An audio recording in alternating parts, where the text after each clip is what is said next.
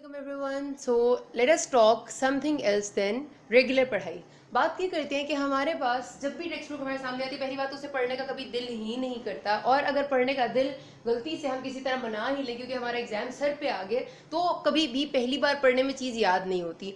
किसी भी फील्ड से आपका ताल्लुक हो, तब भी हमेशा यही प्रॉब्लम होती है. मतलब मैं हर स्टूडेंट की, एक जनरल स्टूडेंट की बात कर रही हूँ कि आपको चैप्टर आप पढ़ना शुरू करते हो, इतना लंबा चैप्टर होता है, समझ नहीं आती कि याद कैसे होगा, इसको याद खत्म हम कब करेंगे, और एक दफ़ा पढ़ लेंगे तो एंड में आपको पहली चीज़ भूली हुई होती है. और उस टाइम अगर आपको 5-10 मिनट के लिए याद रह भी जाए तो ऐसा कभी भी नहीं होता कि आपकी पहली दफ़ा में वो मेमोरी लॉन्ग टर्म में कन्वर्ट हो जाए, सिवाय चलो कुछ स्पेशल केसेस होंगे, लेकिन जनरल स्टूडेंट का यही हाल है. तो हम ऐसा क्या करें कि हम पहले रीड में ही कि वो जो टेक्स्ट बुक हम पढ़ रहे हैं, हम अपनी जो भी बुक पढ़ रहे हैं जिसको हम याद करना चाहते हैं, वो हमें एक ही दफ़ा में हम पढ़े और वो याद भी हो जाए, और उसके बाद हमें बार बार उस पर मेहनत करने की ना जरूरत पड़े. रिमेंबर गाइस, सबसे ज़्यादा प्रॉब्लम, मतलब जाहिर है मेरा ताल्लुक मेडिकल फील्ड से है, तो मुझे ये पता है कि ये प्रॉब्लम बहुत ज़्यादा आती है. आपके जो सब्जेक्ट्स हैं, मेडिकल के सब्जेक्ट्स हैं, उनमें आप ठीक है, समझने की चीज़ें हैं सारी, आपको हर चीज़ समझनी होती है, लेकिन उसमें चीज़ों के नाम भी बहुत ज़्यादा हैं, इसमें कोई शक नहीं.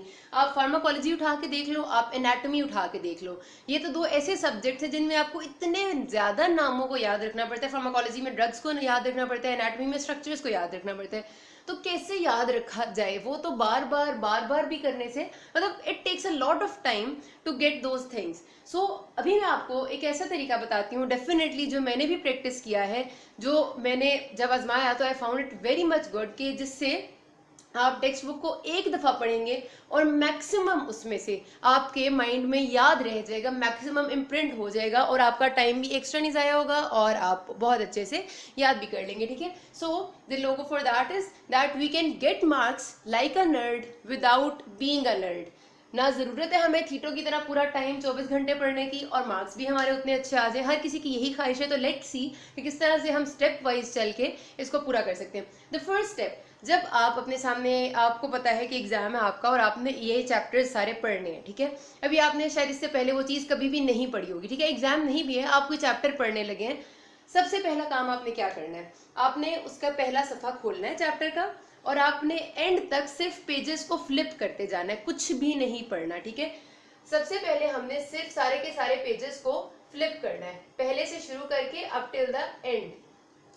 उसमें आपने बोल्ड वर्ड्स, हेडिंग्स कुछ भी नहीं पढ़ना. ये बेसिकली ये तरीका होता है देखने का कि चैप्टर है कितना लंबा, कितने पेजेस हैं उसके, और हमें एक अंदाजा होता है कि यार इसमें मतलब कितनी मोटा मोटा सा हम जब तेज तेज पेजेस को फ्लिप करते हैं तो पता चलता है यार ये तस्वीरों वाला है, मतलब आइदर इसमें पिक्चर्स हैं या नहीं, कोई बुक अगर कलरफुल है तो कितने कलर्स हैं. ये हर चीज़ आपके माइंड को अट्रैक्ट करती है, ये हर चीज़ हमारे न्यूरोनल कनेक्शंस में हेल्प आउट करती है. अगर एक आप ब्लैक एंड व्हाइट बुक उठा के पढ़ें और एक आप ऐसी बुक उठा के पढ़ें जिसमें आपको pictures and graphs and different तरह के कलर्स नजर आएंगे, तो it will make a lot of difference. तो बहरहाल हमने पहले स्टेप में सिर्फ ये करना है कि अपने चैप्टर को पहले से लेकर आखिर तक तेज एक फ्लिप देनी है, हर पेज को तेज तेज, उसमें कुछ भी पढ़ना नहीं है, बस देखना है कि कितना एक लंबा है, एक अंदाजा ले लेना है.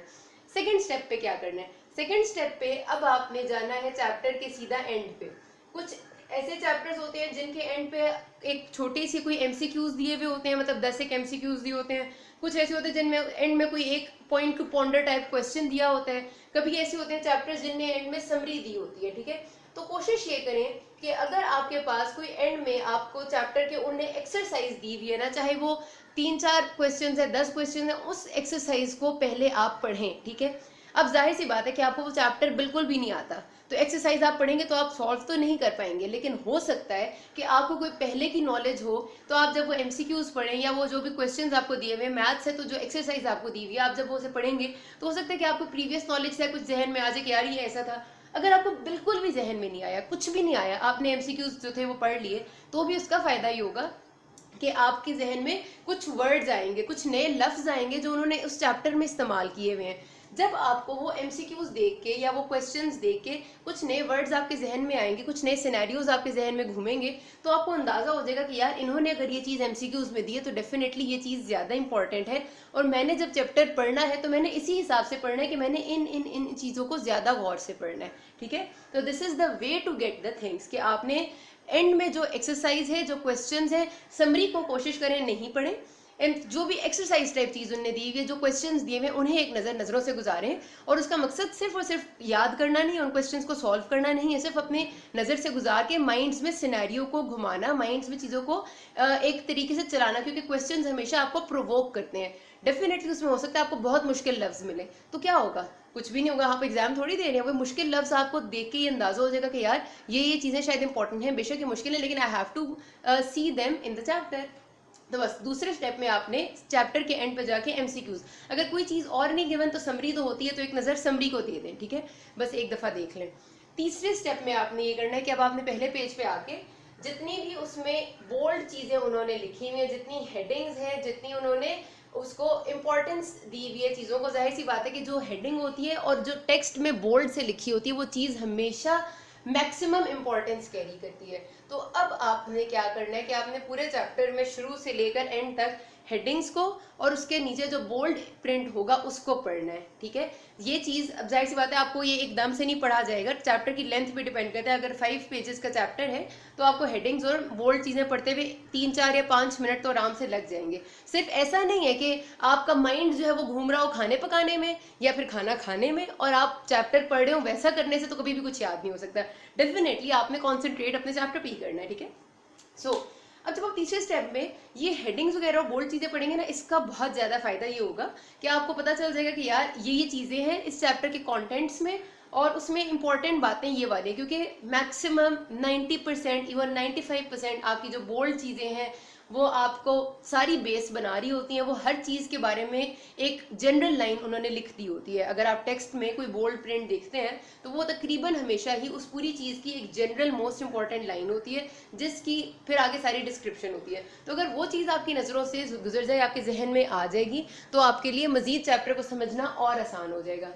And the last step, the fourth step is, जिसमें आपने अब अपना चैप्टर रीड करना है, स्टार्ट से लेकर एंड तक you have to read the whole chapter, ठीक है। अब इतना सारा तमाशा करके चैप्टर को पढ़ने से क्या फ़ायदा हुआ? एक ये तरीका है कि मैं सीधा आऊँ और मैंने तैयारी करनी है चैप्टर की, मैं पहला सफ़ा खोलूँ, मैं पढ़ना शुरू करूँ, पहले लफ्ज़ से लेकर अलिफ बे पे ते टे से सारा कुछ पढ़ना शुरू करूँ और मैं आखिरी लफ्ज़ तक बढ़ती जाऊँ।